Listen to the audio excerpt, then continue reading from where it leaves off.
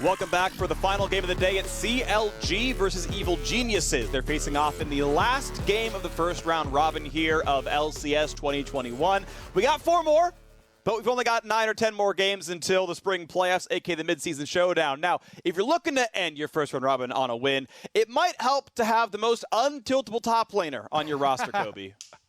Impact displayed it once again yesterday. So much focus towards him on the top side of the map, and he died to a lot of these ganks. I think a couple of the early ones where he was admitting, oh, I actually should have played around that better, were pretty admirable for him, you know, talking about it in the interview afterwards. But when you get to the point when you also have global ultimates and 4 to 5 people joining and ganking you in your lane, it can be really hard to untilt. As you see, we have 6 separate tweets of basically everybody all day yesterday talking about how great Impact's recovery in that game was, because despite getting focused so heavily early on, getting all these lane kills, he was able to have a big impact in the team fight, getting multiple really big Gnar ultimates, and actually getting them the victory come back in that game. So really, really good stuff from Impact. And the tilt-proof mentality seems to have spread to Daisuke as well. You remember last weekend where he had some ill-fated tower dives and ran it right back into some more tower dives. Yep. Completely even kill. Yesterday, different story. Daisuke seems to be right back. He's flipped the switch, and he had a much cleaner game. He did, and that's good to see. Of course, looking at how Daisuke's been doing so far, just even this week right now. Yeah. Hey, look at that. Low Des overall pretty solid. Obviously, his game against TL was outstanding. He even got to win his lane with how much he got done. I mean, 33 CSD. Yeah, he had the Azir counter pick, right? He's like, all right. Not the Azir, sorry, the Galio counter pick. Azir tends to beat Yone, and yeah, it looked really outstanding. So that's good to see him. I like Daisuke on individual playmakers. I think it's been really, really positive. Now, Kobe, we've talked about EG. On the CLG side, they are the only team with less than 2 wins right now. Of course, they've got a game to play, so hopefully they can tie up with Golden Guardians, but it has been a rough look for them so far. It definitely has, and one of the main areas that I'm looking for CLG to clean up is their decision-making, their shot calling around objectives. They have had so many games where they have a good early game. You get level 1 kills, you get mid-game winning lanes even, and yet, you know, there's a Baron out the window, there's a Soul out the window. There's so much that they can improve on to just clean up the rest of these games and actually turn some of those losses around completely for themselves. Yep. That being said, now they just brought in Broxa. This is Broxa's first week. You know, it is another new voice you're adding to the shot calling, and since it seems like already their decision-making was really cluttered with the amount of voices, it's probably not going to be an instant fix for them, but there definitely are some things that from yesterday that you can easily just not make that same mistake. Like 30 seconds before the Dragon Soul is spawning, or the Soul Point is spawning for you, don't throw away all your resources on top side of the map. Let's get into the draft phase, though, because that's where we start everything, Freak. As far as what type of game they actually want to play, do they even want to go for these dragons? Pretty standard bans here so far. The Aurelia finding its way onto the ban list here already, though, for EG for Impact, is definitely a champion that we don't expect him to play. Because he's going to play Gnar. Yeah, that's what it is. Even though he, in one of his interviews, I kind of really like this because he talked about his time on Team Liquid. He was like, yeah, I would stomp in scrims with Aurelia, and then the team never, you know, would ever want to, you know, play with me because we did lose on stage with it. He said EG would give him that opportunity. They were a different type of team with more faith in his type of picks, but we still haven't seen it. Yeah, and what's funny, you know, Impact, by the way, if you play Clashing like this, you know that your top laner, or whoever's like first in the list, gets to do all 3 bans. This wasn't like Daisuke being like, no, I saw the Aurelia hub, we're banning it away. Impact was like, fine, okay, Aurelia ban, I don't get to play it, but I don't know. Like, me watching Impact for as long as I've watched him, this man, aside from the Renekton, which was really, really good in lock-in, I have not seen this guy really stand out on carries, even on Mordekaiser, the guy's weak side. I'm more inclined to believe he's lying to us. He's like, I just played the meta. I just play whatever's strongest. I'm like, dog, you had 3 champs at Worlds. That's a lie. So go ahead. He played a lot of Jace. I'm just gonna say Jace as well. They did a lot of Jace carry, a lot of split pushing. Into this picks and bans though. The Lilia early lock-in here for EG, setting up AP jungle.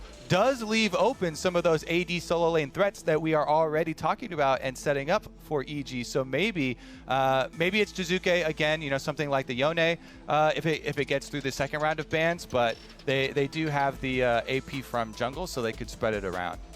Yep, and there we go. EG wanted Gnar in the first half of the draft. That's why they banned Irelia, because they wanted to blind Gnar and get rid of the biggest counter pick available. Yeah, no one's surprised. Even I got to call. I don't even play that lane. I haven't even done placements yet this season. I wait till it settles out because it's the start of the season weird. So I'll pick it up in a little bit. But now that jungle's not broken, maybe I actually have some say in who can win this game, and it's not just who decides to int on Master Yi. Hit a nerve there. Yeah, I'm just I played a lot of jungle in preseason because it was giga busted, but I'm a bot laner. All right, so we are into the game now. Of course, Samira is an outstanding champion, physical heavy right now for CLG, but there are plenty of good magic damage tops and mids out there, so that's not going to be too big of a damper on their drafts overall. Interesting to see Gragas banned on the CLG side. They're, I guess, a little worried about Ignar playing that themselves, which I find interesting.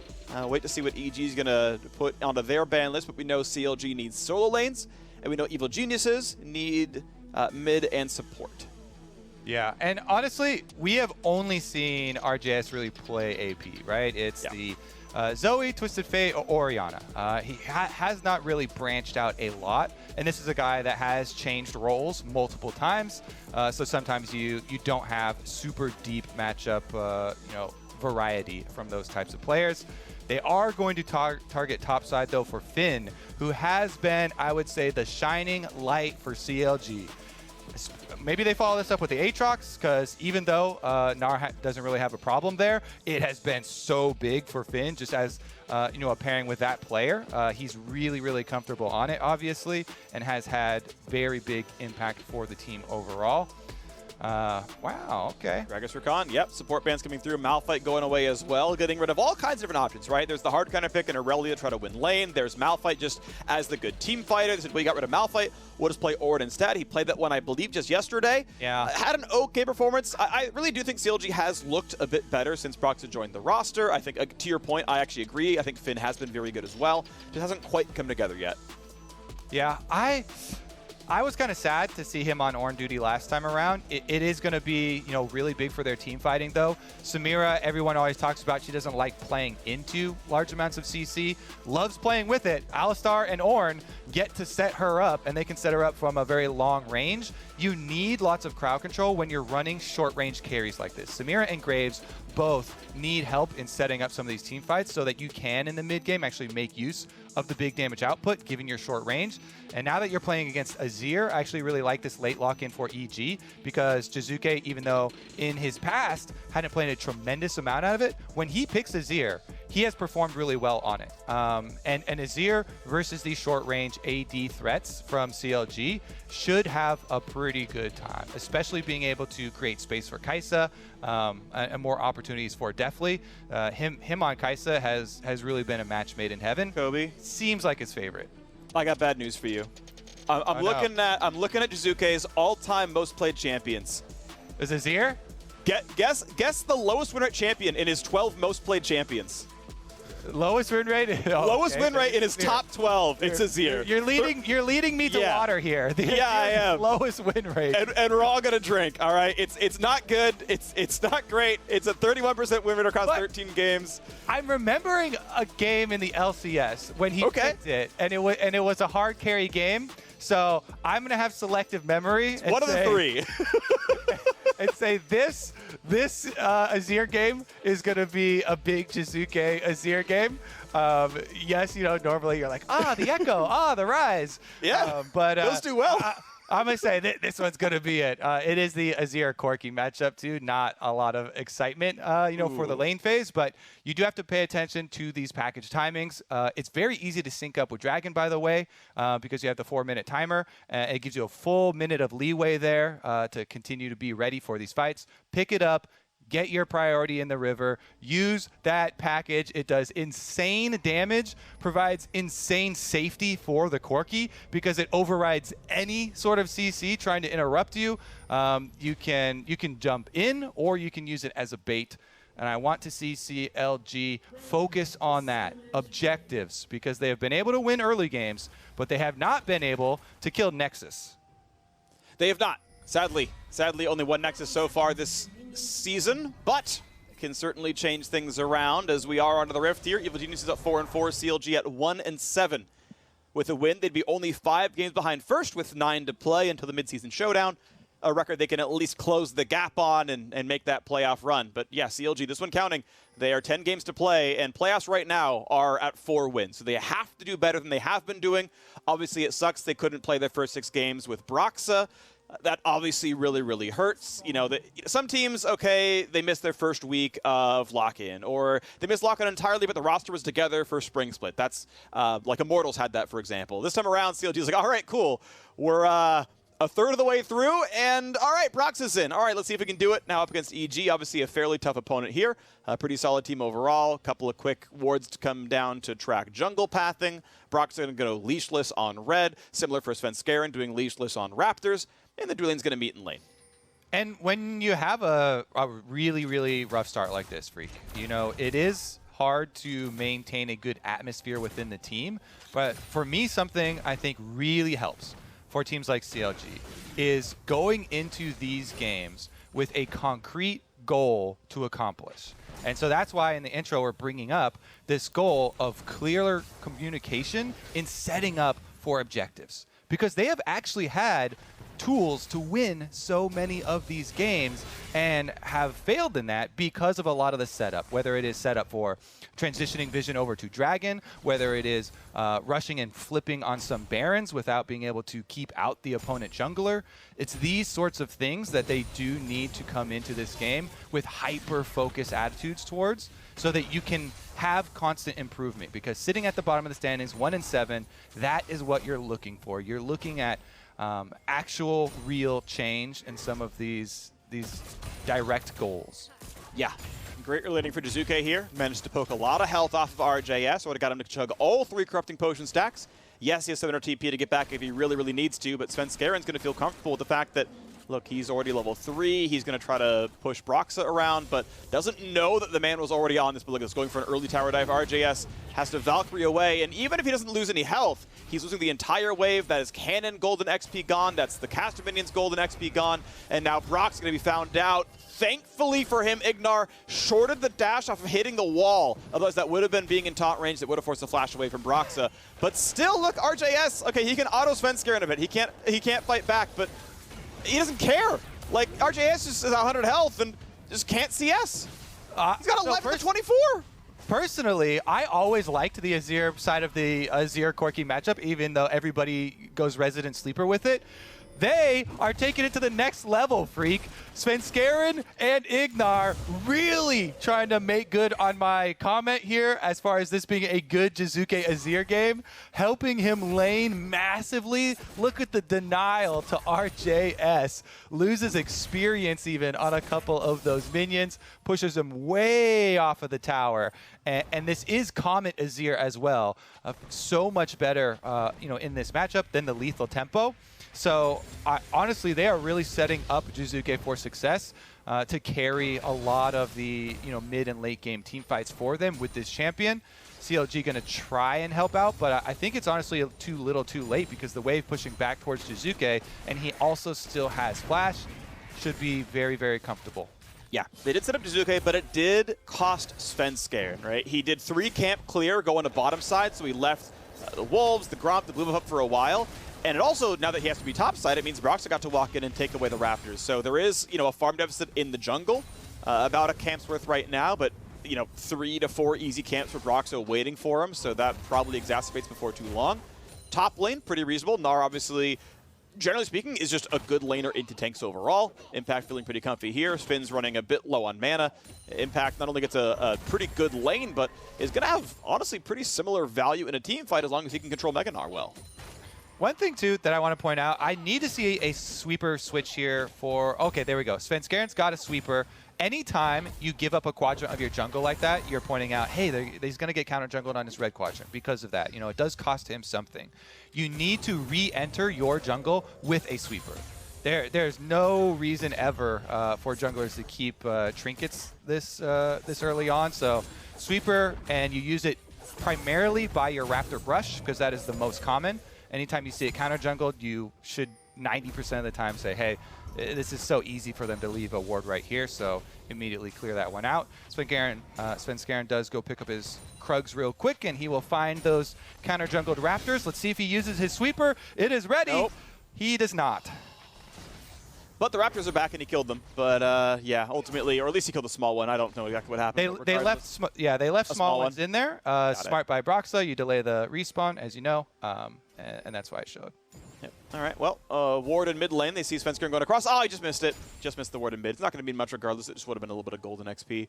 Ultimately, those Svenskerens is okay. They don't have any defensive control wards, no defensive trinket wards either. So we know that this is at least Fog of War. We know I can sit up here and they don't know where I am. They saw me walk past the lane, sure, but otherwise he's fine up there. Jizuke still feels very comfy. 21 CS lead. Shrinks a little bit as RGS gets a bit of this, but you can see that this Corki is getting poked out so heavily. He's got a Doran shield and it's still tragic. Yeah, Svenskeren's extra vision on the Raptors helping out too is going to be able to smite and get away from the CLG pincer. It is giving Jizuke full authority to go for these Comet trades onto RJS. Really, really helps out the Azir part of this matchup, which is already quite nice with the early start. RJS gonna be in pain for a while. Oof. Yeah, it's getting worse. Jizuke happy to trade his health bar for delaying the recall even farther. Honestly, shouldn't be difficult to knock down the rest of the wave. Ignar gonna show up, take the cannon away, and maybe help with the melees and whatnot, but this is going to be probably a safe recall for Jizuke. One of the nice things about supports, especially with Relic Shield, is even though it can be hard to push on a cannon wave, executing it at half makes it not nearly as painful, and you're going to feel comfy. Ultimately, Brox is still going to be able to take down the big chicken, unless it's going to burn. Nah, he's going to get it, no problem. But you can see a 1,300 gold lead to Evil Geniuses with no kills on the board, just plates and farm. And this is why, as a jungler, yes, Svenskeren is still lagging a little bit behind Broxa, but this is why you look at his lanes and you're like, okay, he's got an Ornn on top side. He's not going to be able to invade me a bunch on top side. And if I then also use some of my time to get Jizuke a super big lead here for the Azir Corki matchup in mid lane, then even though Broxa has a slight CS lead and experience lead on me, setting up and investing in my laners is going to also provide me more support and defense in trying to deal with some of the possible counter jungling that Broxa would try and enact, given that he does have the extra lead here. Maybe it results in some sort of dragon control for them. We haven't heard too much out of bottom lane, despite it being a Samira Alistar lane. Now that they are level 6s down there, though, and plenty of CC available, maybe we actually get some action. Yeah, Broxa gets rid of control where that was put in there to keep him safe. Ultimately, he actually could have solo Dragon. They haven't checked him for a very, very long time, and actually could have gone for it. There wasn't any vision, but bot lane didn't have control. I mean, it would have been a risk and a likely waste of time. It just turns out that he could have done it because EG are like, well, you wouldn't go for this. You don't have control over any of your lanes, but actually would have been a sneak. Regardless, a big fight in the top side. Finn burning the ulti onto Impact. Big damage here. Going to go for the bonk. Gets him really, really low on 150. Impact. When is he going to even burn the flash? If at all, it's not going to matter. Finn takes first blood solo in the top lane. Finn. I said I was going to be sad that they put him on Ornn duty again. This is the second time he's gotten first blood in his lane with the Ornn. Last time around it was with a gank. This one, he just sees the opportunity. Look at this. Impact is going to turn right back into mini form. So he places his Q and Impact walks right next to it when he's turning mini. He tries to get his jump off too, so he interrupts the jump, immediately uses his spellbook Ignite, and he knows that he's got him. Nowhere for Impact to go. W flash, boom, he's toast. Really well played here from Finn. It's just a heads-up play. You see that poor positioning by your Q. He immediately goes for it, interrupts the jump. This guy has for sure been a big, big bright spot for CLG. CLG have a 100% first blood rate across all 9 games they have played. It's actually absurd that every single game CLG finds first blood somewhere in the game. It sadly has not turned into wins for them down the line, but it's part of why their early games have been good, is they've actually just found really good laning prowess across these players. It's the shot calling, as you mentioned in Champ Select. The shot calling's been the issue for CLG, where they cannot convert the rest of it. You're going to see now EG playing around top side, despite Impact dying earlier. They're going to go ahead and take this Herald. And it means that CLG really, really should get no problem knocking down the Dragon for themselves. Now they are 9-0 in First Bloods. Yes. And they make their game score 2-7 instead of. Yeah. Yeah. All right, let's take a look at the Dragon, though. He is going to lock that one up in exchange for the Rift Herald on top side. For EG, they actually do have a lot of places they can use this Rift Herald. I would definitely say, Svenskeren, keep your mid focus up.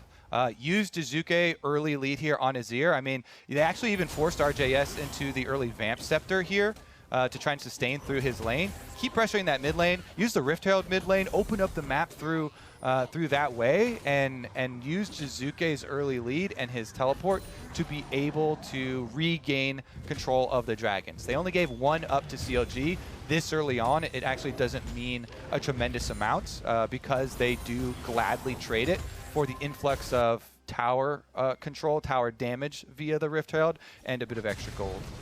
Oh, Gauntlet done for Finn. Brock's going to walk into mid. Dazuke, I'm sure, has his extra soldier ready to dash away, but RJ just keeps being on the receiving end. You're going to see he went Vamp Scepter first item after getting the Doran Shield, all the Corrupting Potion stacks, and just getting pushed around. Dazuke in an absolute lane kingdom here in mid. Yes, he had some help, but a lot of it was done just by himself. And this could be a turret crash they really wanted to. Only got 2 minutes left on turret plates. Svenskeren walked mid, had the Herald, not going to summon it yet. Would have been an easy way to give some money to Dazuke. May look for a better opportunity, but again, the time is ticking. You want to make sure you don't have to waste it. I love it so much. Really, really prying open the Azir Corki matchup. It's just, this is why you take Comet. He's constantly going for harassment, chunking down RJS so low that even if you have support, you have possible gank setup here, RJS can't even add damage because he's already been chunked out. 3 people bot though, definitely. Go for the big play. Can't get Ignite to go very far, and ultimately a flash gets him to safety. That's a pretty nice play, though. Just a bit of aggression by Wild Turtle makes that happen. Oh my gosh, he's in a turret. Impact gets him back for it. Top lane's all the action. Thumbs down from Impact 2. Did you forget I'm the untiltable? Solo kill for solo kill here up at the top side of the map. Honestly, really good flash, though, in the bottom play that we saw there. As far as the attempt from Smoothie and the prediction from Deathly. There's the Rift Herald mid that we are looking for, Freak. Last, a 4th turret plate picked up here for Dazuke. Continues to chunk him out under tower, knowing he's got a Galio nearby as well. All right, well, the teleports come back in to hold the rest of this map apart. Okay, good smite for Svenskeren, gets away from Brox with the red steal. Well done there. No, done. Finn gonna ult in for a knock-up, and Impact, yeah, gonna lose flash. that recall. Time for the rest of the team to show up. Can Finn make this one happen? Of course, they have Vision back and forth. That's a dodge to Swirl Seed. Lands a Q slow. Galio coming in as well, but that gets canceled, I do believe, because everyone else is roaming up across the map. Yep. So, he's sleeping. Impact still on the wrong side of the lane, but he's close to Mega. He's ignited. He's still building up the bar. The shot comes down for Brox, and CLG finds himself their 2nd kill. I love the slugfest topside. 1 for 1 here. Finn gets the last laugh with more of his teammates arriving, and Broxa getting the kill here turns this top lane right around, completing their mythics as well. But honestly, it's not going to mean a tremendous amount for the overall game state. Just pretty funny to watch how we've had the 1 for 1 here. Impact this time around, able to use his Mega Gnar, really nicely timed here under the tower. Finishes off the Hyper into the ultimate there. Such a good flash to finish it. And then calculation checks out, Freak. Yeah. Escapes here under the tower, even though it is fully charged up. Finn gets the last laugh, though, teleports in, and look at the mini-map. Graves and Alistar already in tow. So I believe it's got to have to be Smoothie who just interrupts this Galio. He's going to see Galio channeling ultimate here right in the river, goes for the headbutt. Really nice move from him. Then he comes up here, saving his Q as well, so they have full threat, cutting off Impact, and Broxa lands the ultimate. Good job, Broxa. Waiting until he's low enough for the ult to execute. You don't want to really give the kill over to Alistar if you can help it. It's good to be a bit more selfish there, and ultimately, yeah, well done. Lands it, but it's a 3,000 gold difference. Mid lane turret is already gone. We saw that during the replay. Dazuke with an absolute lane kingdom. A bit of help, sure, but he is demolishing RJS. It is not close at all. His mid lane, maybe single-handedly, will be the reason why. And Dazuke's record will go from 4-9 to 5-9.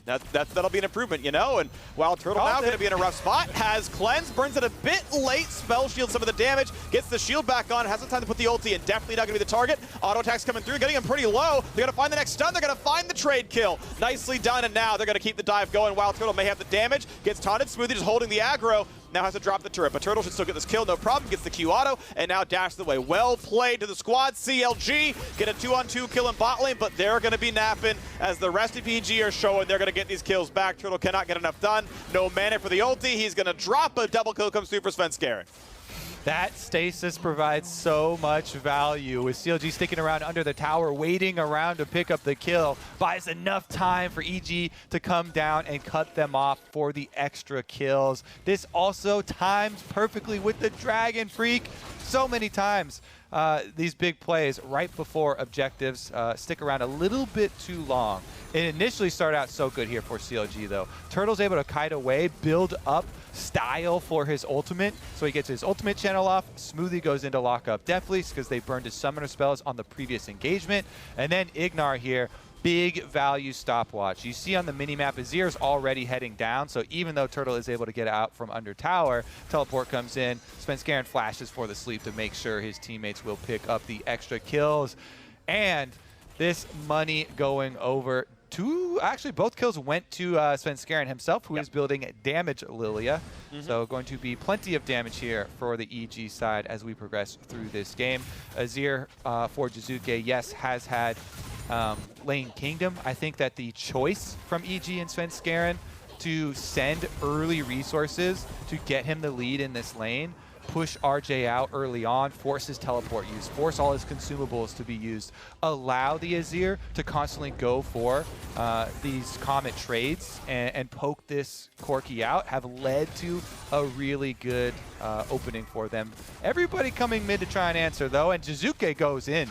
Trying to run for his life. Obviously, Pact was using now Valkyrie as well. Scoops backwards to build even more time, but RJS wants to flash into chase. Gonna be able to dodge most of the skill shots here. Turtle close by, but can't get the rest of it in. So Jizuke burning pretty much every cooldown he has, gets away from a 1v4. Well played as top is being attacked. So CLG made the big play. All they got was flash for flash, and they lost top lane outer turret. Yes, sir. Definitely is eaten up on top lane. All the minions, tower goes for himself as well in solo.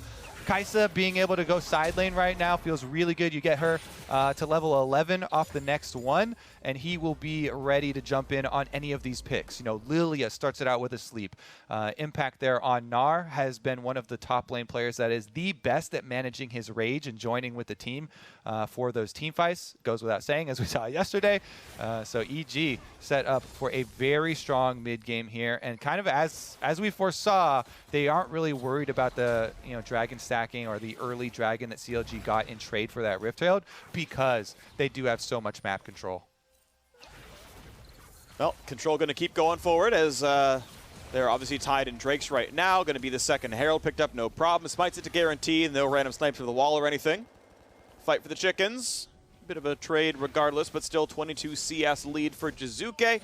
0-0-1, not the most impressive scoreline, but hey, still got first turret down there. Top turret, of course, died as well. And all right, one answered back as Finn was left alone down in the bottom lane. Honestly, getting the turret itself, the trade being a Rift Herald, that'll be half a turret. Yeah, feels pretty good. CLG comfortable with that one. 2 minutes to go to the dragon spawns, though. That'll start pulling attention pretty soon. At this point now, if you put down wards, they won't time out before it spawns. May still be swept, but might be worth fighting over it. Broxus Smoothie sitting on wards for a second. Can't find a whole lot to do, but maybe find themselves in a 4v4 if they can make the engage happen. Corki holding the wave in the top side, and Gnar spotted down a bot lane. Doesn't have teleport, so Impact cannot join. Ultimately, no 4-on-4 is going to really happen there. Finn going to walk back and catch the wave under his turret. A lot of setup here required for CLG because they need to sweep out these wards to allow Smoothie to get a good flank. Him and Finn are the big win condition here for CLG. It's their engage that allows Broxer, RJS, and Turtle to really do anything in these fights. And so clearing out and controlling this vision, allowing Smoothie to have a good engage is going to mean a world of a difference for them. Because EG, if you don't get it right on your flank, on your initiation, then you have Azir peeling for their backline, Galio ultimate coming back in. The counter engage for EG will be very, very devastating if CLG aren't able to make the first attempt work.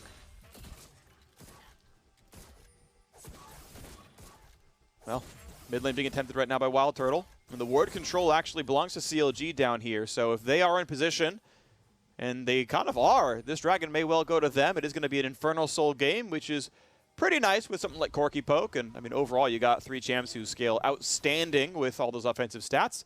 To be fair, EG have 4 and maybe even 5 if Ignar ever gets any ability power in that build. But EG fighting back over for mid lane. And, in fact, now they feel pretty comfortable as Deftly and Svenskar are going to clear up in the front and CLG going to play back foot, which gives space for Ignar to knock down Control Ward number 1 and now Control Ward number 2. And just like that, CLG lost control of the river that they just took. Yeah, those are those wards I was talking about, those super valuable ones for CLG. And because they actually pulled back from this river control, you even see RJS actually gave up on pushing top lane. It is going to be bottom rift for EG, push out mid, and full control of the river. Now they're the ones with all of the potential here around the dragon. Yes, the Baron is under CLG territory, but they've got a control ward on it, and CLG are not going to be able to burn it quick enough with RJS on top side. So nice victory as far as the macro here for EG. They will get the dragon number 2. They can easily chase them off any sort of Baron trickery, and nothing gained for CLG. Bottom side, the Rift Trailed will be able to even get off actually, going to be stopped by the minion wave. Wild Turtle can deal with it, so that's at least something for them. Alrighty, 3 turrets to 1 right now. Dragon picked up cleanly by Evil Geniuses. Counter Logic Gaming. Actually, just CLG now. I'll eventually fix myself. I get about 2/3 of the time I get it right. But I like it. 66% passing, Freak. I'll give it to you. Yeah, better than either of these teams' records, but that's okay. C minus. Yeah, I mean, we're getting on a curve here, right? First place is 7 and 2, okay. So you know, honestly, that's reasonable. You know, that's an A minus for me. Then I'm happy with this one. I mean, if I can cast well as the teams play League, I'm happy with that one. Honestly, we got some good players out here. Impact gonna kill a ward and walk away. Broxer gets the Gromp safely, but it just feels like CLG. Off of, honestly, what felt like a pretty good start. Now, if they think like they're going to outscale because they have the Ornn team, they've got triple marksman, they're like, we'll just win the team fights when that happens. And I don't mind CLG playing defensively and saying, you know what, we'll wait till the next spike, we'll wait till we're 2 items Corki, wait till we're 3 items Samira, and then we'll fight for the 4th dragon. Then okay, CLG's playing the game appropriately according to their view of the game. It feels like they are giving away more than they need to. Well, my little caveat maybe would be that maybe a little bit too easily given. Maybe push harder on that top tower to be able to get that top tower actually killed and get that gold income when you give up this dragon, so that you have a better chance at actually fighting that 5-on-5, because EG's comp they're no slackers as far as the scaling goes. They scale quite well, you know, just fine too for these team fights. Plenty of big setup for those carries as well. So it's not like you know, CLG have that as an easy out for this game. And EG already trying to use this to their advantage, going for the invade here on the red quadrant and trying to chase them off. Well, Finn going for the largest health total he can go for. Smite came too early, and now the re-engage could be good. They're already sleeping on the Corki. The flash over the wall. The big combo coming across. RJS gonna lose his life, and will it be more? Galli's gonna land a stun onto Smoothie, but may not be anything else other than that one. Broxah walks away with just barely living thanks to his shield bow popping, but EG find themselves a team fight in the top jungle, and they're right in front of Baron, starting it now. I love it. Ignar flashes in to punch a sleeping RJS. Wake up, you're dead. Baron started off here by EG as well, and CLG are coming to try and answer. They've got Mini Gnar, but the Baron is burned immediately. It's gone so fast, CLG looking. Finn goes for a knockup. They're going to take the fight, but this is a literal 3v5 right now. Brock's on the wrong half of this fight. Why even go in? You saw the Baron was dead, CLG. We're getting flashbacks to last year. It's already been taken. Stop doing it. They got to run away, and EG now going to just walk over this game. CLG gave away 2 more kills. This turret's gone. You got to think, yeah, CLG aren't going to be seeing much more of this game, Freak. EG will be able to collect so much with this Baron. Already tremendous item leads for themselves. Going to have a very easy reset and push back out to finish up secondary towers. CLG doing the WandaVision %, trying to put the game in black and white as fast as possible. Going for episode 1, 2, you know, like that's the play. I haven't seen it yet. I really wish I could get that reference because it's been recommended to me, but I have not seen it yet. That's okay. Anyways, good sleep here from Svenskar. Love the flash over from Ignar. He follows up on it immediately, gives him a Justice Punch to the head, and they finish off that kill. With him taken, the reason it was a 3v5 instead of a 4v5 even at the Baron is Broxah was up on either Krugs or top minion wave. while CLG actually went for the kind of curious re-engagement there in the river. So definitely still some of those issues haunting them as far as different points of view of how to play the game and really cluttering up these mid and late game opportunities for them. EG in this one, they had a very substantial lead, so it's not like some of the other ones we've seen where CLG actually were in the driver's seat with big leads and that sort of stuff happened, but still trying to come in with that as their focus is definitely going to be something for review. EG, though, plenty of time left on this Baron, full minute left, should be able to continue to reap the rewards. And they're going to be reaping the bottom lane turret pretty quickly, getting it down to about 1/3. But CLG are in defense. They've got about all 5 members, but not in time to keep the turret alive. Ult comes through when Juka's already got a shield, but here comes the re-engage. Finn wants it, only gets a single knock-up and not onto an ideal target. They're not going to get any kind of engage. Finn's still walking, but Gnar is hitting your base. Stop chasing them down. You got to find the flank onto them. Maybe find the engage and impact. Obviously, he's able to easily run away as he just hops off the menu wave and pieces out. So CLG sadly still losing more and more of their base. Some of this is to be expected. Obviously, EG, they've got the buff. Their Red Bull Baron already at 4.1 thousand. A lot of these turrets are just going to fall off the gold deficit and the buff being on. And now, very easy Dragon number 3. This one's not defensible either. EG just kind of crossing T's and dotting I's. Yep. Knock, knock, freak. Impact is at your door, killing your inhibitor turret, so they're going to pick up the Infernal Soul Point Dragon for themselves. Honestly, don't know if they're actually going to have to wait the full duration to pick that one up to finish it off. They've got plenty of momentum here, even though Baron is timing out, keeping up the pressure towards mid. Well, the shield bow's been upgraded, so the surge of stats have come through to the primary carries on CLG, as RJS and Wild Turtle now have the extra attack damage and such, but it is still going to be a tough road ahead. Like, yeah, Orin prints you, what is it, about 800 gold per player, I think is the number, maybe about 1,000. And that is nice. Obviously, his own stat multiplication gets added as those come through as well, but that doesn't make up the 8,000 gold difference. The extra stat to the double Infernal Drake. EG, obviously, with the level lead of most of their players as well, are going to be very comfortable here. And it's going to be a very slow road. CLG have very limited playmaking, right? Their hard CC comes through Finn, and it comes through Smoothie.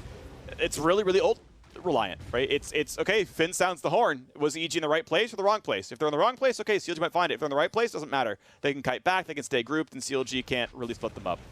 Yeah, I mean, honestly, the last pivot point that was available in this game was at that mid lane pick and turning into Baron for EG when they invade on red side and grab that sleep over the red contest.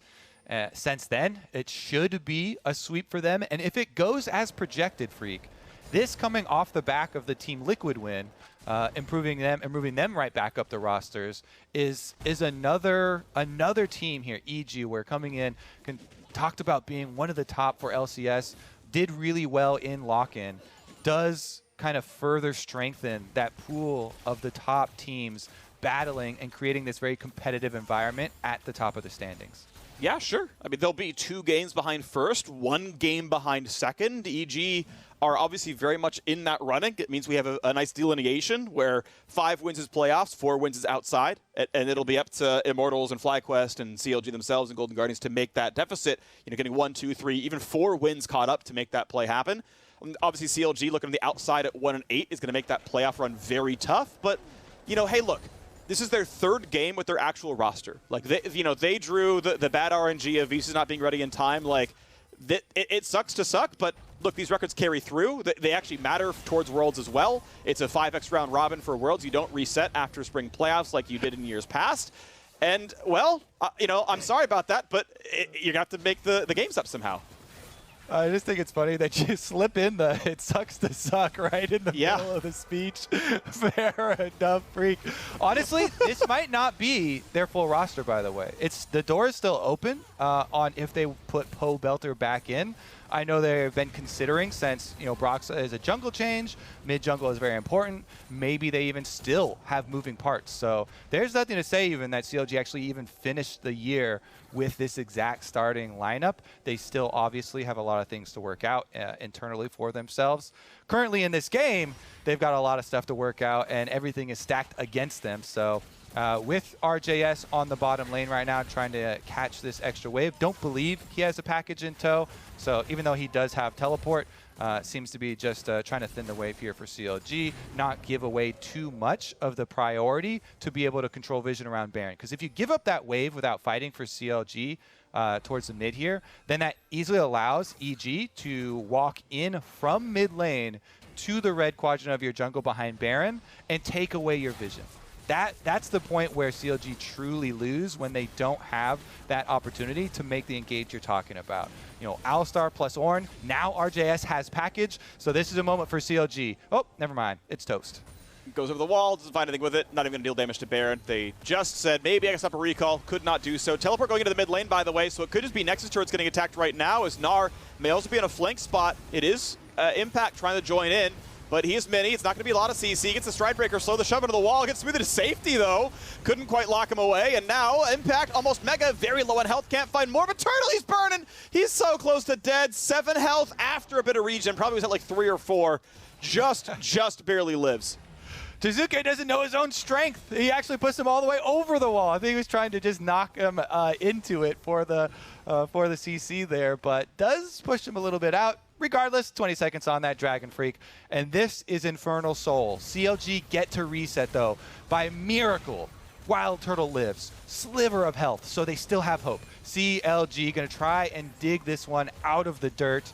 It's got to be Smoothie. Yep. Finding a flank here. He's got Hex Flash. Maybe go into the pit. Try and flash over the back of the pit. Find Jizuke. There's no flash on this Azir. Also no stopwatch or stasis on the Azir. So once he teleports back out, could be the target for him to try and find. Ornn, ultimate follow-up might be the way.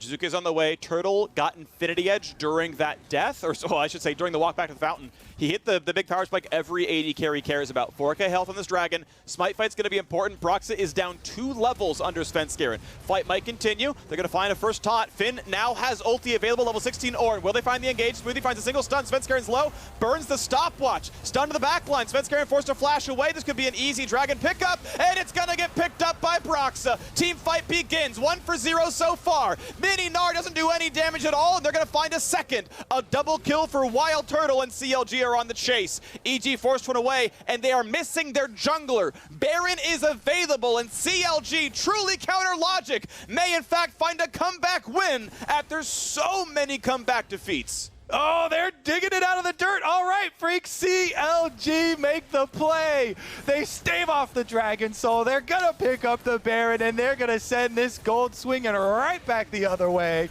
Oh, my goodness. Even the minions are in on it. They take the top tower themselves. Minions are rallied up, Freak. CLG is making a comeback. Oh, all right. Let's take a look at it. How did they pull this one off? It was Mega Gnar expiring for Impact. So his ult only goes on to Finn because of the flash there from the backline from CLG. Once Mini Gnar is in effect for Impact, CLG make the call. Really like this decisive engage for them. They chunk down Svenskeren, and critically, they hit the smite here. Broxa gets the one that matters. Then they finish off the Mini Gnar in the backline that's sectioned away, and they push towards the Baron. What a roller coaster. They figured it out. CLG can't win early game, then they'll lose the late game, Freak. And the late game is where you win the Nexus kill. So now they flipped the script. Great! We'll see how much they can do. Obviously, the items are still stacking up. Finn should have all 5 upgrades now to his team. So, yes, there is some portion of the Goldie that lies because the pure stats in CLG are a bit better. Ornn ulti hits a couple. You got Samir ready to go for the ult, but the Mega Gnar sets it up, and he's just dead right away. A solo kill for RJS, trades the mid laner out. The re-engage on Ignar puts him low. They can find that kill. Just need one hit, and Brox is going to find it. I believe it's a 3v3 now on the map, but CLG have a full health mid laner, which means they're going to be okay. Turtle, he needed that shell. Needed to be a little more defensive. He got completely dogpiled on and didn't get to clean up anything, but CLG will get turret number 3, and they can siege a little bit towards turret number 4.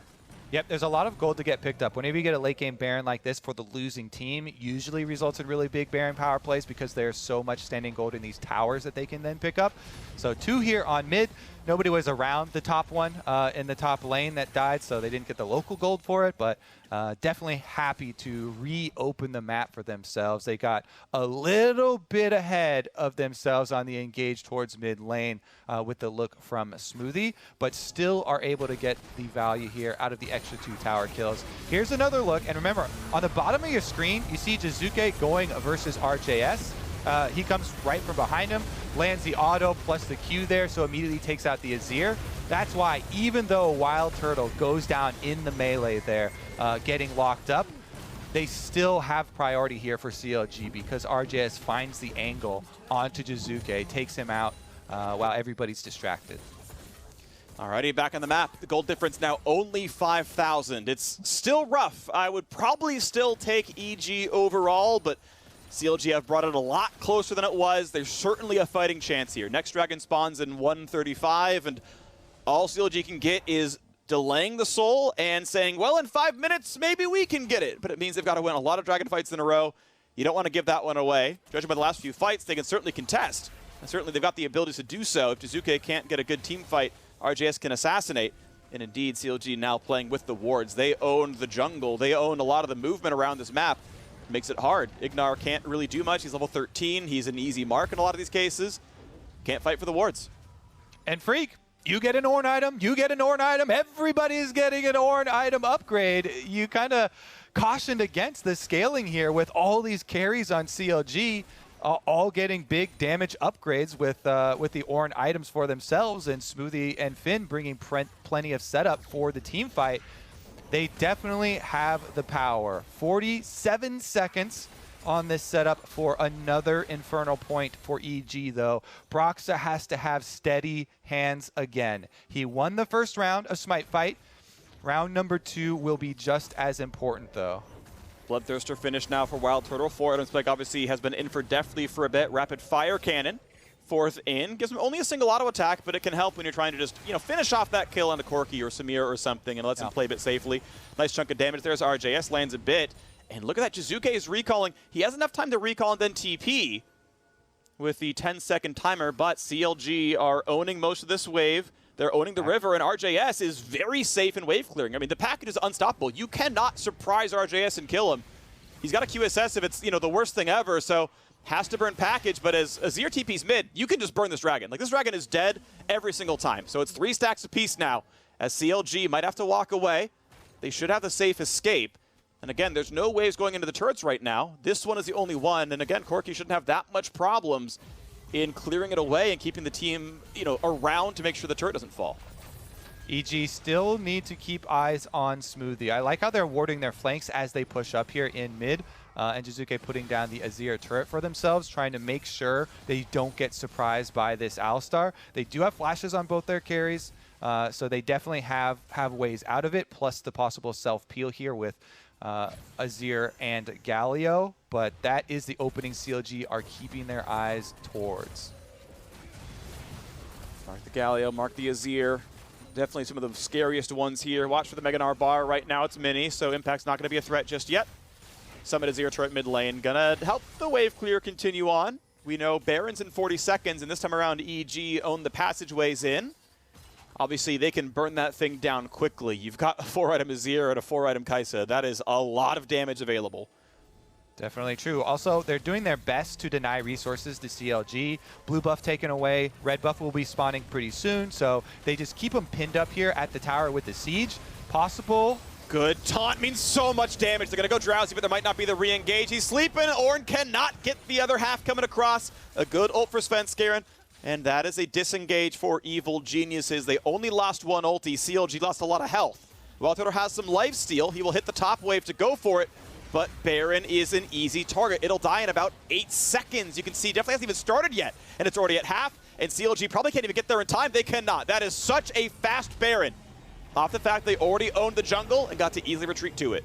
That was such a huge sleep by Svenskeren, because taking out Alistar and Ornn ultimate for just a Lilia ultimate removes that setup, removes the front line from CLG. If Smoothie does not have his ultimate towards the late stages, he melts just like anybody else, just like any other minion to this fed Azir and Kai'Sa, fully level 18 for themselves. So really big exchange there of cooldowns on that little engage by the inhibitor turret here, and Svenskeren getting that sleep and disengaging for EG allows them this pickup now. Can they make the final push inside, though? Cooldowns right back up for everybody. Flashes available all around. And probably a very low chance of actually finding that flank. So This is better for EG to be able to push up these waves, corral CLG inside their base so that there's only one angle for Smoothie to come at them from.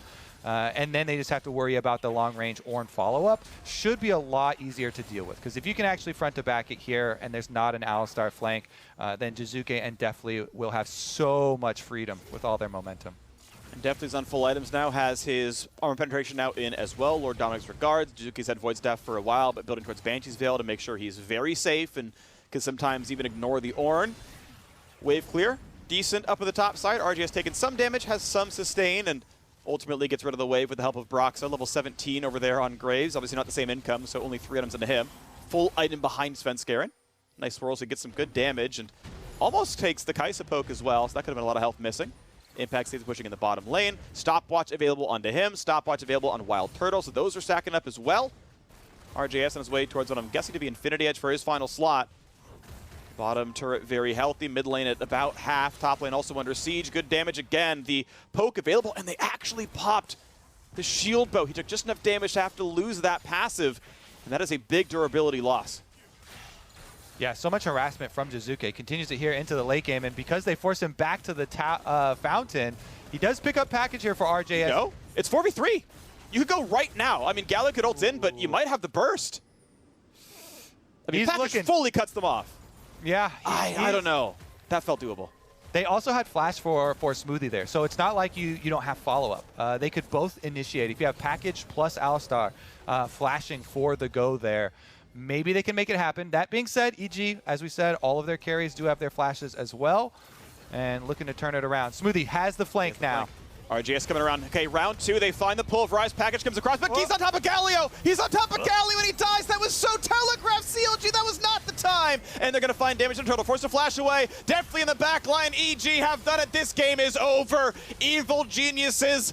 They let CLG claw back in off a great team fight, but they're still going to close it down. EG going to go to 5-4. They'll find the last kill. The Bud Light Ace, the double kill for Daisuke Zazir, finding his 4th career win, 5th career win, whatever it is. That is GG. A TP back just for fun. You know, I don't want to be part of the team. I'm going to take down the Dragon, so let's pad the stats there. EG not going for KDA. They're going for objectives. It's a focused game plan for my man Jizuke. He wants the fantasy points. We'll see if they can knock that down in time. Will he kill it? Will they wait on the Nexus? The turret's going to drop. Yeah, definitely waiting around. There we go. Infernal Soul wins again. It's the entire reason EG have won. Jizuke needs his flamethrower, and EG take down CLG. Oh, what a ending. Yeah. EG end up pulling it back. Jizuke having some fun. Objective focus. Okay, I'm listening, coach. We got the soul. There you go. You get the soul, you get the dub. Honestly, they do definitely have some stuff to review as far as that team fight on the bottom side right before, where CLG actually had a decent comeback swing here. Pretty good amount of gold off that fight, and the Baron they were able to right. But EG, they remain calm. Really like how they're able to get this pick, fall asleep, and Ignar immediately followed up to get the kill onto RJS, opening up their way to end the game, where they just take Baron and then slowly push up on the wave. So EG, good performance here from them, despite the little bit of bump there in the middle. They are definitely looking to be back in form. Yeah, looking pretty good. They're in a playoff spot right now at 5-4. We'll see how much they can do over the next 9 games, over the next 3 weeks, and then it's playoffs, right? You've got 3 weeks left to figure out if you're good enough to make it into the Mid-Season Showdown, to try to qualify for MSI, to get an LCS trophy. It still counts for that trophy case.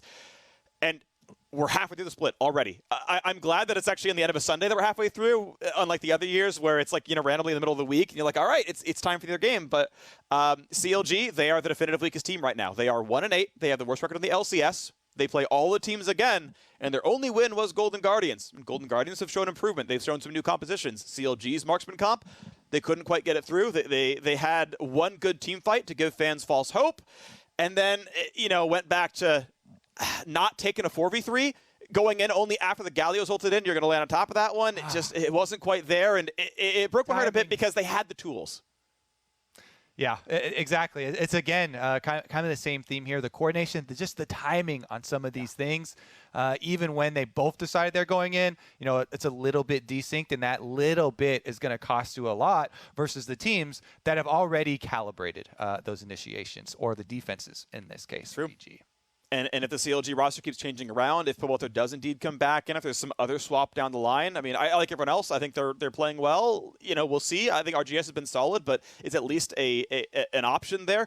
We'll see what comes out of it. CLG obviously do have some issues to fix, but time is short. They've got 3 weeks until functionally spring playoffs, and the record carries over regardless. And that's going to be the story of the 21 year, right? Is can CLG get good enough in time? Can they make that run? We hope they can. Obviously, don't want to see them suffer. Want to see if they can do well. Either way, though, we are headed to a break. But afterwards, Riv will be talking to Deftly in the Verizon postgame interview. So don't go anywhere. Introducing Fantasy LCS, live now on the Sleeper app. Create a league. You are the coach. Draft your ultimate LCS team. Plan your roster and make coaching decisions each week.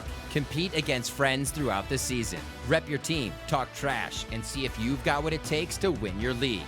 Download Sleeper now. The fantasy season begins on February 5th.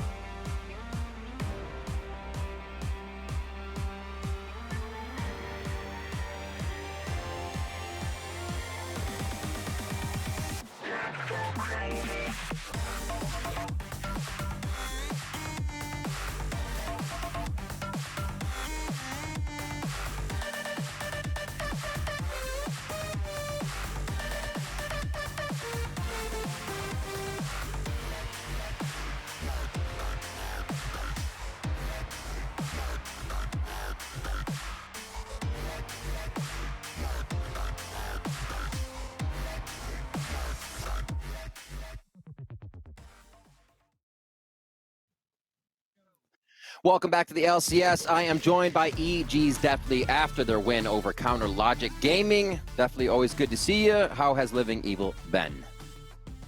Well, I think it's been a roller coaster this season. We we are pretty inconsistent right now, so I think we're trying to find our footing and be more what's the word, fundamentally sound, like beating the teams we should beat and also like challenging the ones we think that are strong. So yeah, I think that's right now our biggest challenge. If there was anything you could put your finger on from lock-in, where you kind of seem to flow through games to now, you know, maybe it be just the team wasn't able to ramp up a bit, or is everybody getting better in the situation? I definitely say the opposing teams are definitely getting like leveling up, and also we're just dropping the ball on a lot of our games, making like Okay. uncharacteristic mistakes. So yeah, we're definitely just working to shore up on our end.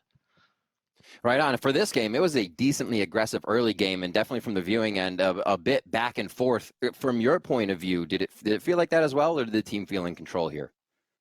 I think we got a pretty good lead in the early game and kind of threw it away after like 20 minutes or so.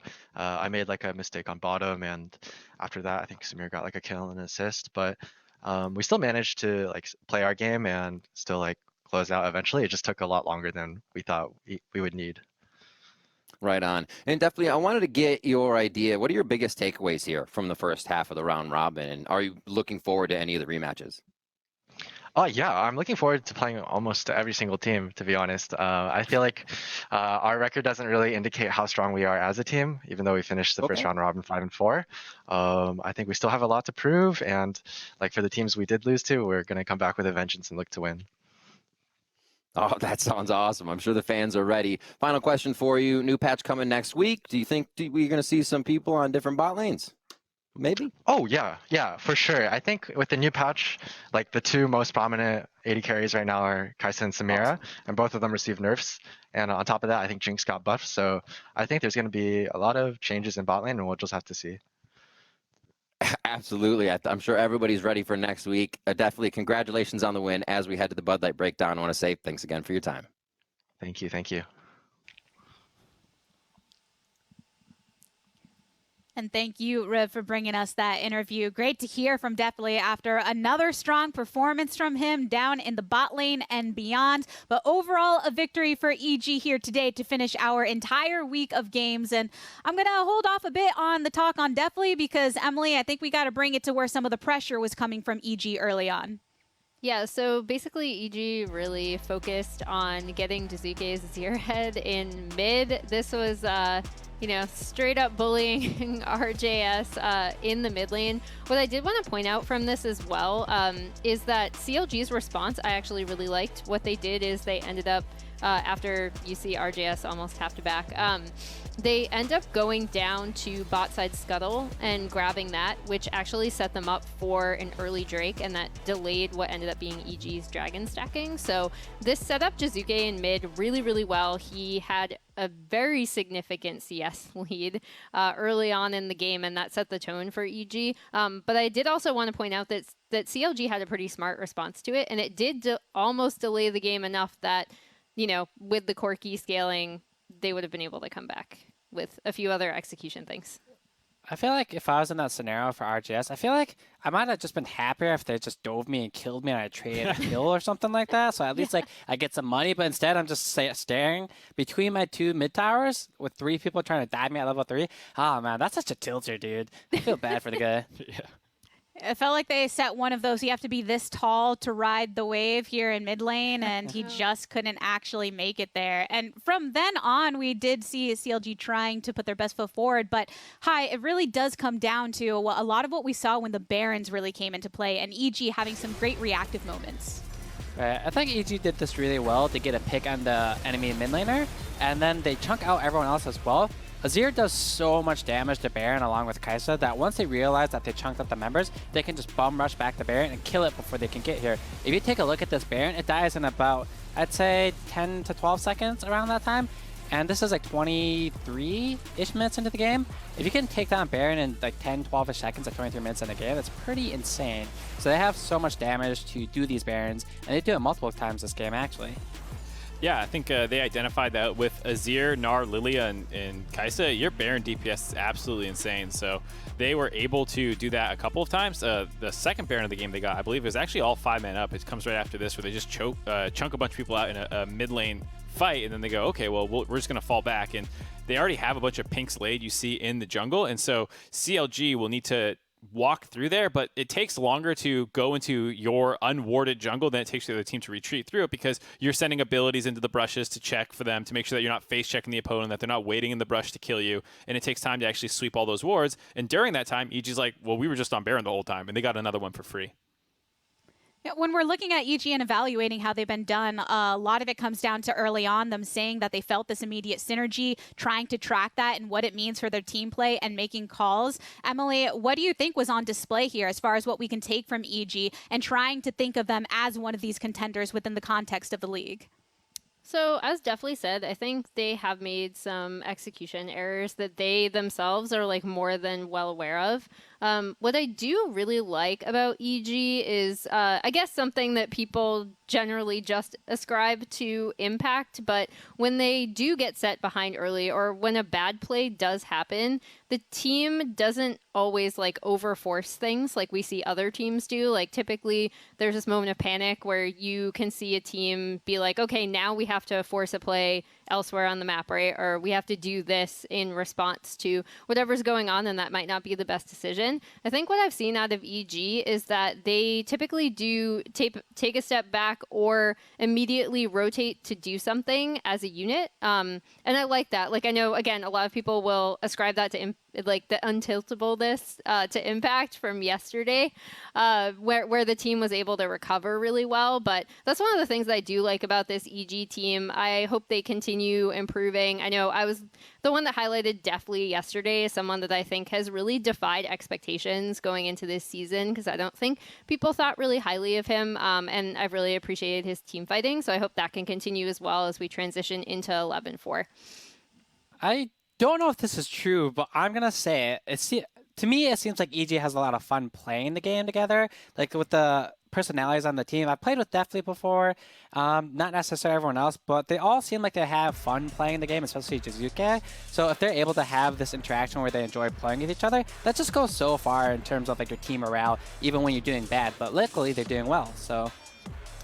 Yeah, they also seem to generally have good game plans and what they want to do. Even here, closing the game out, I like the Galio mid to buff up the super minions, and then they have his global to collapse on either side if the Corki tries to go there. Hai had a really good call out to say just Valk on the Galio then, so he can't do what happened in this play, which is, okay, you Valkyrie on trying to get the kill in the top side, but then the Galio is instantly following you there. So, you know, just better execution in the late game, despite CLG having a bit of a last gasp with some decent team fights. Yeah, CLG not coming through with the victory there, and I'm sure they would be wanting to obviously stack those up. But bringing this out to all of the analysts here, are there any players on CLG that are kind of worth paying attention to? Personally, I think Finn has had some moments in which you can look towards the future of CLG and what they can bring to the table. Yeah, I mean, I'm on the Finn train as well. He got a solo kill into Impact. He was down a little bit, you know, going up against the Gnar, but not too unexpected for Ornn to Gnar. And he's had a decent string of Aatrox games. He was even in one of their losses this weekend, I think like 6-1. He had the Niles game where he did super well. Overall, I think Finn has shown out decently well. I think there's still just a lot of coordination issues on the side of CLG. I would actually go against that, not because Finn is bad or anything like that, but just because he eats an import slot, if I'm not mistaken. And when your import slot isn't like a super high value one, is that what you really want? Is there something that he could get better? Because you're spending that import slot on anyone in the world, right? And if he's not, you know, like top fragging, I guess fragging wouldn't work in MOBA, but if he's not like top in the game every single game, your import slot probably isn't as strong. I'm sure they could find potentially a better person to import in. However, you know, he's doing well with what he's got. I personally like RJS. I don't think he's like destroying mid lane or anything like that, but he's doing well, holding his own. I think he can improve a lot and like becoming, you know, like a pretty good player. And that team themselves, I'm sure, will be tracking how they develop as a unit going into the other half of the round robin. Because if we take a look at the standings, as we have been saying all day, we are officially at that halfway point. And Cloud9 have maintained their first place position with that win today. 100 Thieves, Dignitas, and TSM are all tied in second. And Evil Geniuses and Team Liquid are there together in fifth place. Immortals just behind them down there in seventh place. And with that, the standings have settled at the end of our first round robin, but let's take a look at next week's schedule where we kick things off once more. Friday kicks off with Cloud9 taking on Golden Guardians and Team Liquid facing TSM right after. We'll have a full day of action before closing out with Immortals versus Dignitas. And I mean, looking at some of these games that will be coming up, anything that is standing out to our analysts here today? I think the Team Liquid TSM game would be fun, yeah. Every other one looks pretty lopsided. I think Immortals might be able to, like, the most frustrating thing for me with IMT is, like, I do agree with their assessment, right? They can come in with these, like, really strong game plans and beat, you know, teams that we consider to be better than their team. But then when those plans go awry, I think it ends up looking definitely not as strong. So, but I think that game, like, I'm putting a pin in that one too, because I think it could be really interesting. Yeah, should be some coming up. We all know here on the analyst desk that our expectations have been defied on one time or another. We do have a final piece of business to take care of, so let's toss things over to our casters to award our MasterCard Player of the Week. Thank you very much, the Tigress. Yes, we are here to give honors to an outstanding player this week. Of course, earlier in the broadcast, we called Aphromoo one of the most storied supports in the LCS, and right now he is our MasterCard Player of the Week for his contribution to the recent rise of Dignitas. 5-1 over the last 2 weeks, 2-1 this week, and hey, they're tied for second. Really big performances out of him on his signature Alistar pick here for Dignitas to get them some very big wins. It definitely was a team effort, and I also wanted to shout out Dardoch for hitting the smites today, especially definitely critical, but Aphromoo has done so much leading this team. And in that game versus Cloud9, remember he was on the Tomcatch center lane that got counterpicked by double range, which is definitely pain for a lot of the team. Yeah, really beautiful stuff out of him. Again, the rise of Dignitas has really been a pleasant surprise here. Their 3 losses out of teams in the caliber of Cloud9. You know, them, 100 Thieves, Team Liquid, like, they are really doing well. They have very often crush any of the lower tier teams, and they're winning, or at least putting up a good performance against some of the really strong ones. And I think it's really time to call Dignitas one of the top teams in the league. The first round robin, everyone's played everyone. They are tied for second. That means that run can go for a while. Aphromoo is a huge part of it. That was the story coming in. Like, can Aphro and Dardoch be kind of the veterans bringing these other players up with very, very little competitive experience? Absolutely they can. This team is looking great at 6-3, and that can continue on. So beautiful stuff there for Aphro especially, and all of Dignitas. But the weekend isn't quite over. The show continues with the Bud Light League Lounge with Dash, the Tigers, CoreJJ, and Jensen over at twitch.tv/BudLight. So that's going to be that. Stay tuned for this one. That does it for us, though, for our LCS game. So on behalf of myself, the other casters, the analysts, the live broadcast crew, thank you for watching, and we'll see you next week. Good night.